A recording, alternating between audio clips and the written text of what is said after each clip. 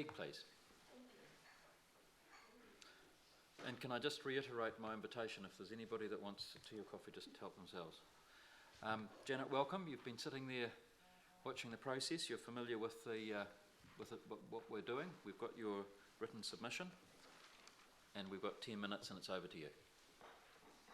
Thank you, everyone, and a big thank you to you for coming to Christchurch. I am so pleased we didn't have to go anywhere else. That's marvellous. The only thing I've heard since yesterday is what the press has given us, and I guess it's in a nutshell from me too. Plea to the MPs, let us control our own city, says our wonderful Mayor, Leanne Dalziel. Pardon?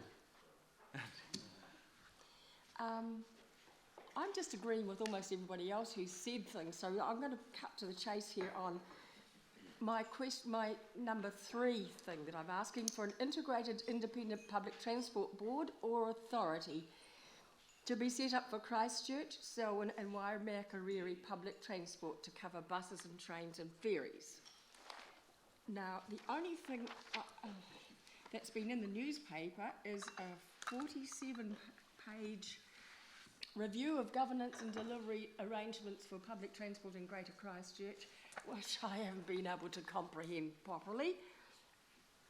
And then the Star told us on Wednesday that the new transport bid could be set up for next year, but I am asking the new Regeneration people, with a wonderful new chairman of Andre Lovett, which we're so lucky to have, to please keep an eye on this. Please keep an eye on this, because I am really concerned. I've spoken for the last 2 years to so many different groups of ECAN and the Christchurch City Council and the goodness knows who about setting up a transport board that's independent and integrated. And yes, it's going to happen, and just be patient, Janet, they say, just be patient. And nothing happens. So if this is only could I please ask that the Regeneration group will take it on board and say, we're going to help you make it happen. That's the main thing that I can say. Thank you. Good on you. That allows plenty of time for questions. Eugenie has one, and then Matt. Thank you for the submission. Nobody else has raised this issue of an integrated public transport authority. The bill doesn't provide for that at the moment, obviously. Do you think that unless that is provided for in the bill, we won't get, well, would we get the benefits of good transport and good planning links? I don't know. I'm somebody who's been a regular bus user since 1942. That's a long time to be catching buses and trying to catch buses. I just desperately want people to realise that it's something that we really desperately need. And with your help, I think it might happen. Thank you. Matt. No. Paul. For a minute. No, I'll leave it, Mr. Chair. No, it was actually going to be on buses.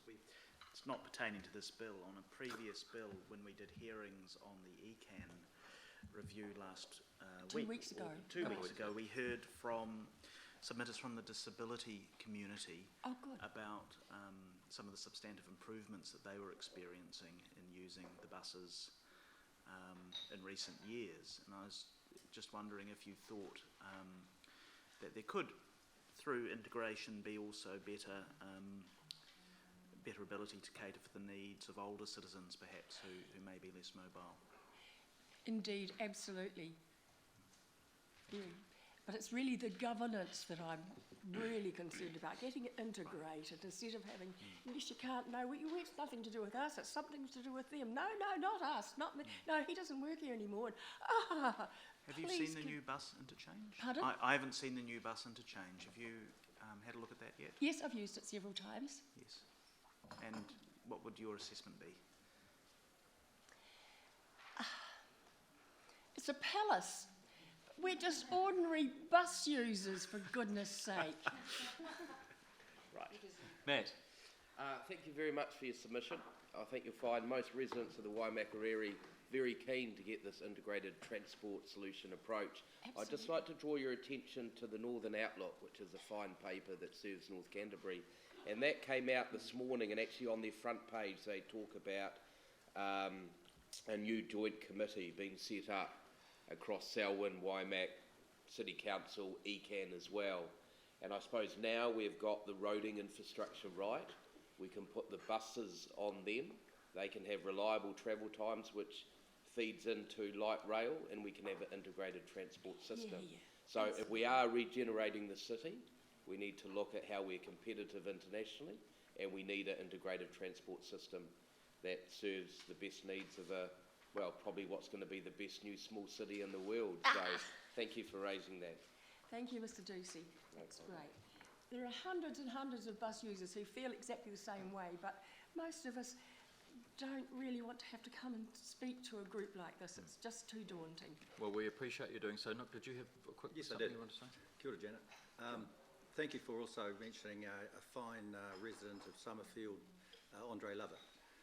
So we appreciate that. I didn't know that. Do you think that, just talking about as a long-time user of public transportation, is that there is a lot of work that needs to be done, or incentives to be actually put forward, that more people actually use public transportation? And this is a real important part, isn't it, of moving it forward? Do you agree with that? I'm forever saying this sort of thing to the Auckland City Council, to the Christchurch City Council, to ECAN, to anybody. I've got all sorts of ideas of how to improve the whole thing and make it easier for people to use the buses. Okay. Including So charges. what would be the main one in Christchurch, though, to incentivise more people, that you think that would incentivise more people to use public transportation? Once everything's been sort of repaired, a lot of people that come here to this submission process haven't actually realised, or maybe they have, but they've forgotten about 79% of the infrastructure that we don't see has actually been completed, and all they're looking at, and that's below ground, a lot of it. So with all of that being completed, I think the public transportation work, which is what you're advocating for, and I completely agree, that this is what needs to take place next. What do you think is the major issue, though, to try and get people back on buses? Ask the people who would like to be able to use public transport.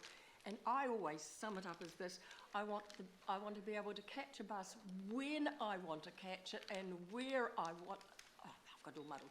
I want the bus to go where I want it to go, when I want it to go. Okay. I mean, living at Rapaki as well, there's also, Cass Bay, Corsair Bay. We've been together with local residents. It's interesting to try and find, everyone wants a bus every time they need it. So it's just a matter of getting schedules and all that lined up. Sure. And the cost of it. Okay. But at the very heart of the whole public transport system must be the bus users. Yep. None of the other things are as important as the bus users. Okay. All right. Thank you for your submission again. Thank you, Janet. Thank you. Appreciate it. Thank you. Thank you very much.